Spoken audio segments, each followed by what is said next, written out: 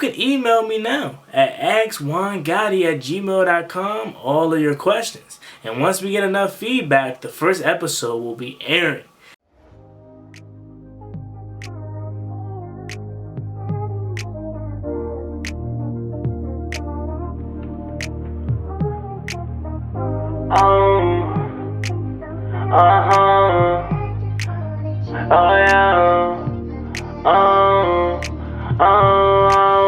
Wait a minute, girl, can you slow down? Wait a minute, girl, what's the rush now? I wanna introduce myself to you. My name is one-on-one, got you to prefer nouns. I like the way you put your fists together. I like the way you do your hair in the morning. I see why all the boys want you, girl.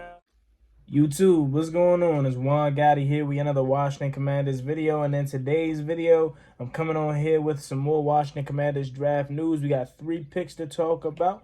So without further ado, let's get straight into today's video. But before we do, make sure you guys go down below, leave a like on this video, subscribe if you're new, and turn on post notifications so you get notified when I upload a video about the NFL, or in this case, our Washington Commanders. We're on the road to 6,000 subscribers, so please hit that subscribe button again if you haven't already. Thank you so much. Let's get straight into today's video. So as you guys can tell, I just got back from the draft party at the National Harbor. It was a really, really good experience, man. I met a lot of you all out there.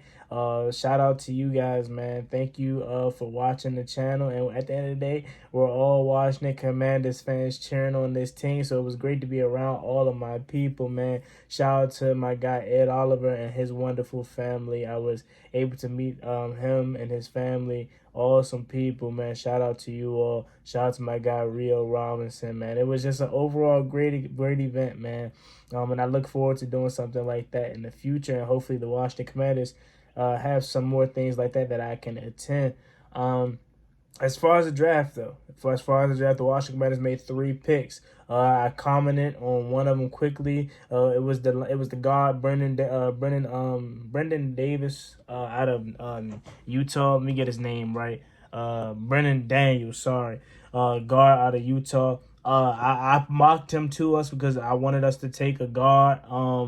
And we did that. So you ain't gonna get no complaints out of me for the center pick and the guard pick. Now the center pick, was it too high? Yeah, potentially. But this guy could potentially come in and start for you. Chase Roulier could be gone. You know what I'm saying?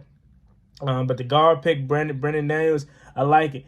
Daniels will require development time to refine his footwork and his consistency to match up with the NFL rushers. But he has the athletic consistency or athletic twitch and versatility to boost the offensive line depth chart in the NFL. His experience in multiple positions is a plus, and he will be getting grades as a swing tackle / guard down the road. Starting upside potential.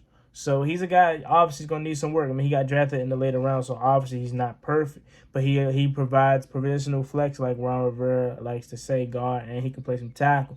So I like the pick, man. He has a lot of upside. He's a mauler in the run game, and that's what we got in the center. So I definitely like that we're trying to go with this physical approach. We're trying to get away from the finesse game. Totally love it. So you won't get no complaints out of me for that pick. And honestly, I'm just happy we got a guard, man, because we needed to add more guard and offensive linemen to this room. Because right now we are thin. With the next pick, the Washington Commanders decided to go with defensive end KJ Henry out of Clemson with the pick 137. We traded up with the Buffalo Bills together. So this is a guy that they feel like they needed, obviously, if they traded up for him. So he's a guy that's going to come in and, be a rotational guy. He isn't big. He isn't fast. Like, he isn't the fastest, but he is a guy that's going to come in, hustle, and, play his heart out, man, and be pretty good. You know what I'm saying? So, again, another depth piece. Lost Shaka Toney for the year. Casey Tullill's cool, but he's no world beater. Same with F.A. Obata, same with James Smith-Williams. So he'll come in and compete with those guys for depth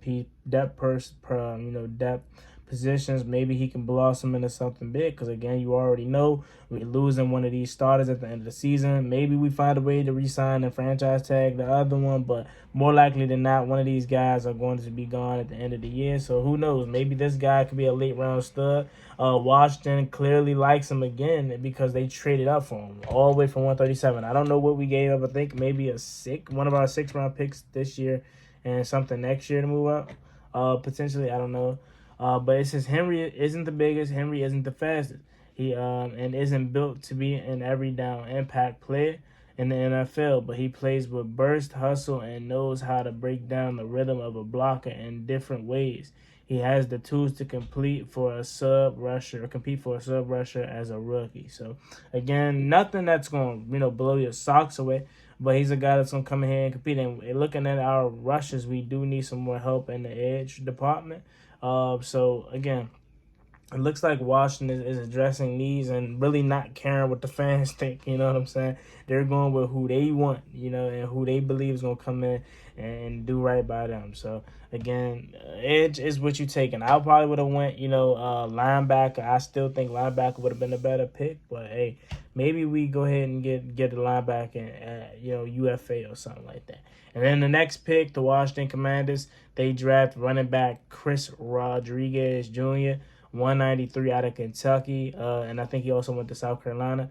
So that's a solid pick. You know what I'm saying? He is a guy that's going to replace J.D. McKissic, and he could potentially, take a lot of workload off of Antonio Gibson because, that's supposed to be the new J.D. McKissic replacement, but this guy may be it too because a lot of people says his potential and they remind him of Isaiah Pacheco. So that's probably why we got him because, EB had him in Kansas City and EB wants his Isaiah Pacheco.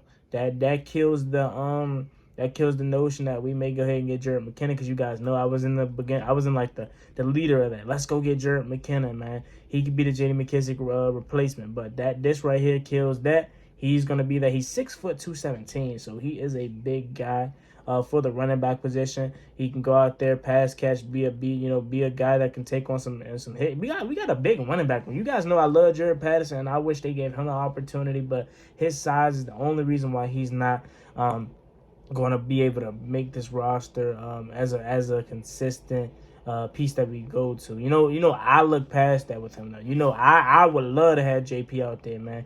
If I don't care if he's 5'7", 5'8", bro, if you can play ball at the end of the day, and that's what Jared Patterson continues to prove. But we got a whole big running back group. I mean, AG 6'2", 6'1", 6'2", 6'3" at max. Same with Brian Robinson. I think he maybe 6'1", 2-something. This guy's 6 foot 217. So we got some big bruisers, man. Some guys that can take some hits, some guys that can last. So I don't have a problem with this pick at all. If this is what EB wanted and he wanted to get his Isaiah Pacheco, cool. And you got him in the 5th round at pick 193. I think we may have 2 picks. I don't know. We may have already selected another guy at this moment that I'm recording this video, but we have, I think, 2 picks remaining. Let's see what we do with those. Maybe we go kicker. Maybe we go another lineman. But this has been, a draft that a lot of people aren't going to like. You know what I'm saying? It's going to be it's a head scratcher of a draft for a lot of people. You know what I'm saying? Other people love it. You know what I'm saying? It's not for everybody. But again, in life, you're not going to please everybody. Somebody's going to have a problem with what you do. Somebody's going to love what you do. At the end of the day, it's all about how you perceive it. Everybody's entitled to their own opinion, and everybody has their own opinion with everything. So there you have it. Let me know what you guys think about this video in the comment section down below. As always, me and boy Juan Gotti. Like, comment, subscribe. See you guys next time. I'm out. Peace. Cost me one time, that's gonna get you pop, get you drop, slide.